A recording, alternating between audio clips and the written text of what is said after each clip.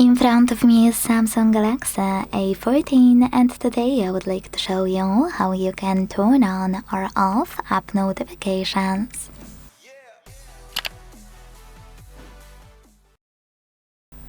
Begin by opening Settings and scrolling a tiny bit to click on Notifications here.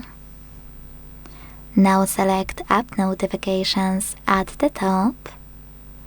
And when you're ready, click on this icon at the top left corner. This way you can sort your apps to see all of them on your Samsung. Apps with most recent notifications, apps with most frequent notifications, or apps with notifications already disabled. Wherever you decided when you're ready, click on blue switches next to apps from which you want to block them,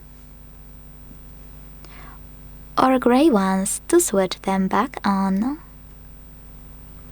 Quick tip, if you want to, you can also tap on any app on the left and use this switcher next to allow notifications to either switch them off or turn them on.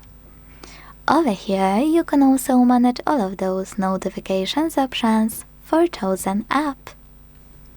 Thanks so much for watching. If you enjoyed this video, leave a like, comment and subscribe. Bye!